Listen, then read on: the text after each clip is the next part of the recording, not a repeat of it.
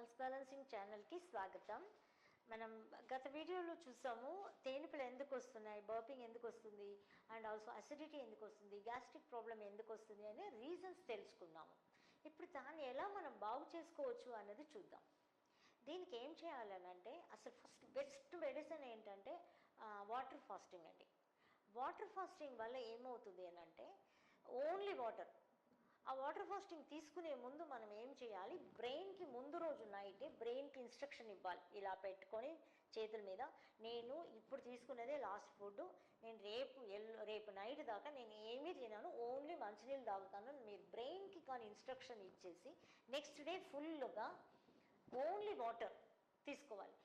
మనం బ్రెయిన్కి ఇన్స్ట్రక్షన్ ఇవ్వకుండా ఓన్లీ వాటర్ ఫాస్టింగ్ ఉన్నామంటే ఏమవుతుంది ఏంటంటే ఆకలి వేస్తుంది కదా, ఆకలి వేస్తున్నప్పుడు హైడ్రోక్లోరిక్ యాసిడ్ సెక్రీట్ అవుతుంది.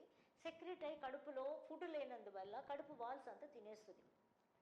అందువల్ల మనం బ్రెయిన్కి ఇన్స్ట్రక్షన్ ఇస్తే బ్రెయిన్ ఏం చెప్తుందంటే అన్ని ఆర్గన్స్కి ఈవేళ మీరు అందరికీ సెలవు, మీ పనులంతా క్లీనింగ్ ప్రాసెస్ అలాంటివన్నీ చేసుకోండి, మీకేం ఫుడ్ పడదు, మీరు డైజెస్ట్ చేసే పని లేదు అని బ్రెయిన్ ఇన్స్ట్రక్షన్ ఇస్తుంది అన్ని ఆర్గన్కి.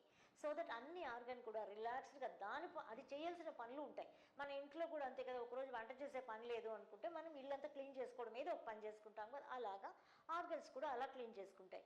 అది డైరెక్ట్గా మనం పెట్టామనంటే కుదరదు. అందువల్ల బ్రెయిన్కి ముందు రోజు ఇన్స్ట్రక్షన్ ఇవ్వాలి. మీరు చేసి చూడండి, ఎంత బెస్ట్గా ఉంటుందో మీకు అర్థమవుతుంది. మీరు కమెంట్స్లో తెలియచేయండి నాకు.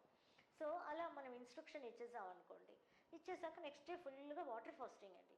Water fasting is the best solution for the acidity and the gastritis, burping, తేనుపులకి అనమాట.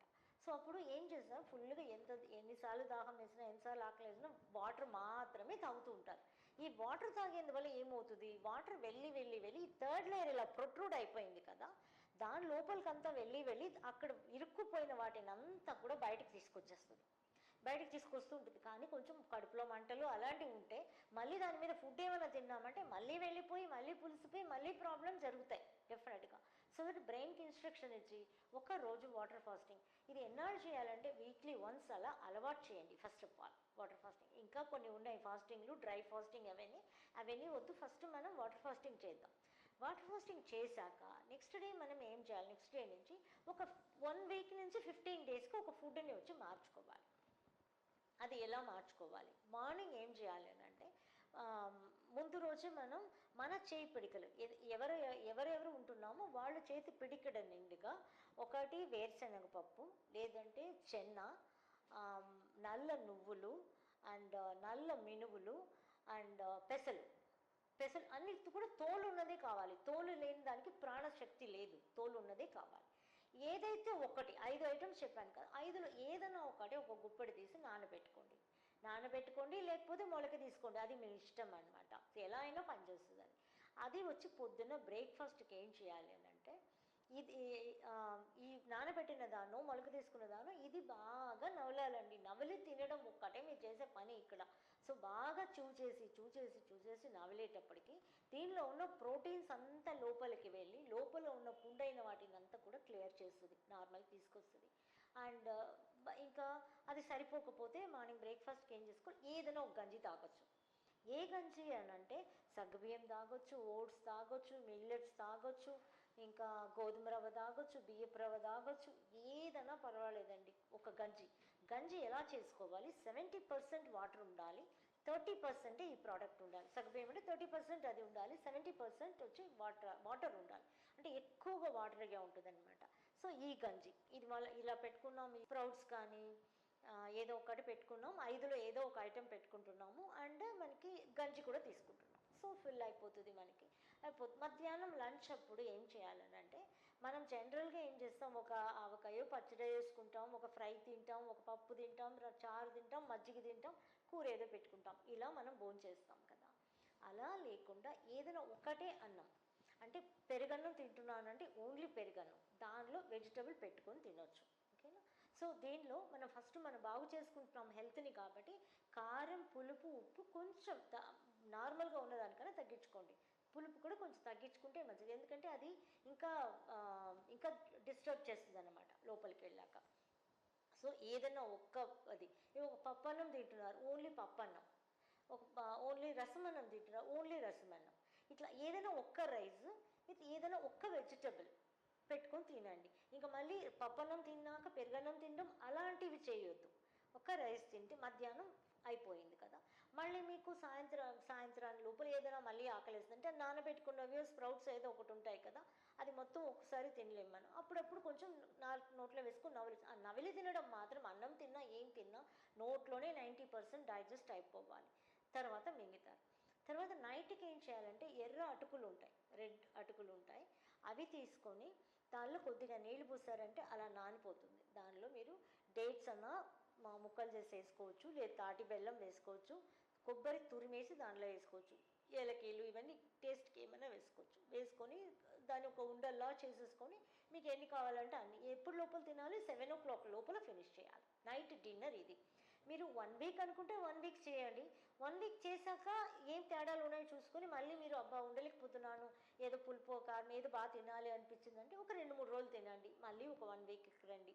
లేదు కంటిన్యూగా 15 days ఉంటే చాలా మంచి బెనిఫిట్స్ వస్తాయి.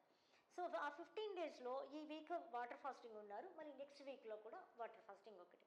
ఈ వాటర్ ఫాస్టింగ్ అనేది చేయడం మొదలు పెడితే ఈ లోపలికి వెళ్ళిపోయినవంతా బయటికి తీసే క్లీనింగ్ ప్రాసెస్ జరిగిపోతుందండి. కానీ వాటర్ ఫాస్టింగ్లో జ్యూస్ తాగకూడదు, కొబ్బరి బొండ తాగకూడదు, ఇంకా ఇలాంటివి ఎటువంటి అది వేరే ఫాస్టింగ్స్ ఉన్నాయి మళ్ళీ.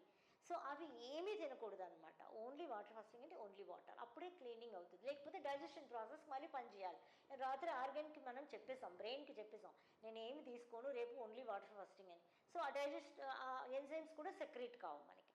కాబట్టి ఏంటంటే మనం చెప్పిన ప్రకారం వాటర్ ఫాస్టింగ్ చేసుకొని ఇలా చేసి, నేను డయాబెటిక్ ఉన్నానండి పర్వాలేదని, డెఫినెట్గా పర్వాలేదు, ఏం ప్రాబ్లం అవ్వదు, డెఫినెట్గా ఏం ప్రాబ్లం. ఎంతోమంది మనం చెన్నైలో ఎంతోమంది నా పేషెంట్స్ వచ్చి అలా తీసుకున్న వాళ్ళు బోల్డ్ మంది ఉన్నారు. సో నథింగ్ విల్ హ్యాపన్ అనమాట. అది మీ ధైర్యాన్ని బట్టి కూడా ఉంటుంది. భయపడుతున్నారు అని అంటే వాటర్ ఫాస్టింగ్ చేయకుండా ఓన్లీ ఫుడ్లోనే కూడా చేసి చూడండి, అలా చేసిన వాళ్ళకి కూడా రిజల్ట్ వస్తాయి. వాటర్ ఫాస్టింగ్ లేకుండా నేను ఇప్పుడు చెప్పాను కదా, మార్నింగ్ మధ్యాహ్నం నైట్కి ఏం తినాలి అన్నది, ఇవి తీసుకున్నా కూడా రిజల్ట్స్ వస్తాయి. కానీ స్లో అండ్ ఫాస్ట్ ఉంటాయి కదా మనకి. ఎలాగైనా క్లీన్ చేసి వేసేది ఎలా ఉంటుంది, క్లీన్ చేయకుండా దానిపైనే వేసేది ఎలా, కొంచెం టైం తీసుకుంటుంది.